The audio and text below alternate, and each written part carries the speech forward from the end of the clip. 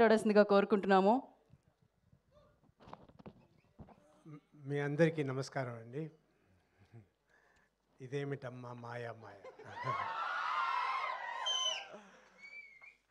ఈ గ్లిమ్స్ నాకు ముందే చూపించుంటే నేను సర్వానంద్ క్యారెక్టర్ అడిగేవాడిని. అన్నీ అయిపోయిన తర్వాత చూపించారు అభి గారు. యాక్చువల్లీ నేను ఒక ఫారెన్లో ఒక ఫిల్మ్ షూటింగ్ సాంగ్స్ షూటింగ్స్ వేస్తున్నా. అక్కడ ఒక ఫోటోగ్రాఫర్ యాక్చువల్లీ మా ఫోటోగ్రాఫర్ రాలేదని అక్కడ ఫోటోగ్రాఫర్ అరేంజ్ చేస్తున్నా. ఆయన వచ్చి ఫొటోస్ అన్నీ తీస్తూ అడిగారు, మీరు ఎన్నేళ్ళగా ఇండస్ట్రీలో ఉన్నారు, ఏం చేస్తున్నారు, ఇంకా ఎన్ని సినిమాలు చేస్తున్నారంటే నేను ఒక 1 or 2 years అగేట్లో ఉండే సినిమాలతో చెప్తూ ఇదంతా చేయబోతున్నా. యు ఆర్ వెరీ లక్కీ అండి. ఎందుకు అన్న, you have work, me work ఉంది, యు ఆర్ వెరీ లక్కీ అన్నారు. నేను అది పెద్దగా దాని గురించి అప్పుడు పెద్దగా అనుకోలేదు. కానీ నిజంగా వర్క్ లేకుండా ఇంట్లో ఉంటే అది జైలు.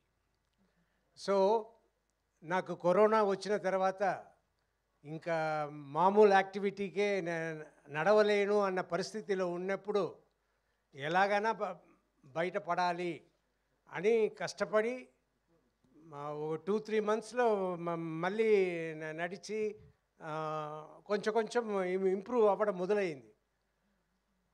అదంతా అయ్యి మరి 6 monthsలో అన్నీ కంప్లీట్గా నేను తయారైపోయాను. తయారైపోతే సరిపోదు, వర్క్ కావాలి. నేను హీరోగా చేస్తున్న సినిమాలు చేస్తున్నప్పుడు నేను ఒక్కొక్క సినిమాకి ఇందులో ఏం చేయబోతున్నాము, ఏది చేయబోతున్నాము, ఎలా ఉండాలి, ఎలా రావాలి, ఎలా ఫినిషింగ్ ఉండాలి, ఎలా గెలవాలి అన్నట్టు మాట్లాడుకుంటాం. అదంతా మాట్లాడి మాట్లాడి ఇన్ని సినిమాలు నియర్లీ 100 ఫిలిమ్స్ వచ్చిన తర్వాత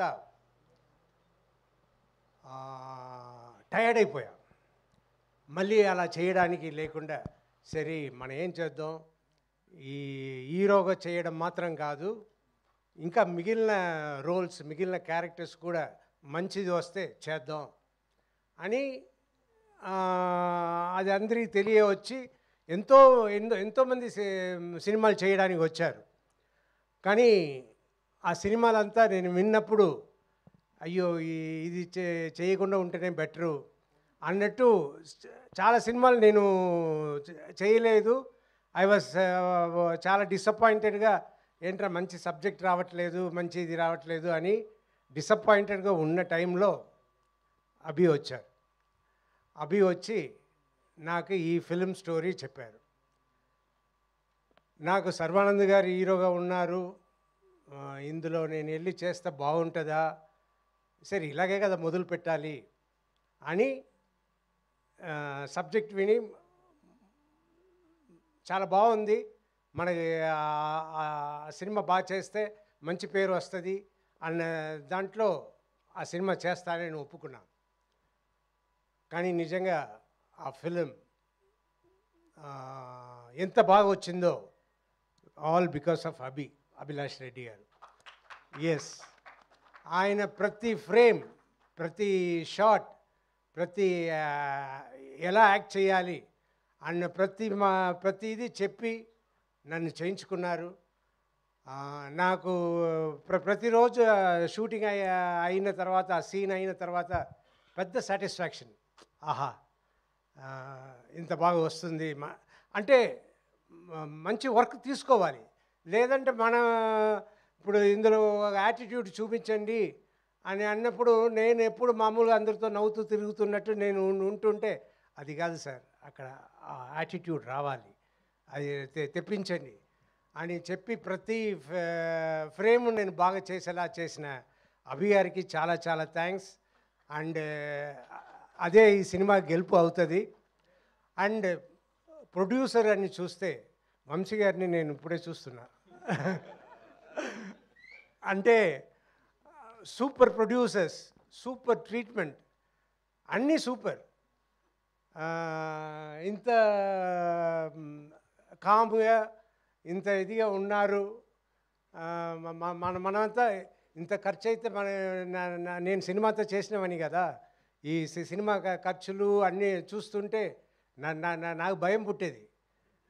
కానీ ఈయన is very cool, really great sir. అలా ఉండడమే గ్రేట్. నాకు నిన్న ఇవాళ ఈ ఫంక్షన్ ఉంది, మీరు వచ్చేనా మాట్లాడాలి అని అభి గారు చెప్తే నేను వచ్చి ఏం మాట్లాడేది, నాకు మామూలుగానే ఇరిటబుల్ బబుల్ సిండ్రోమ్ ఎప్పుడో సఫర్ అవుతున్నా.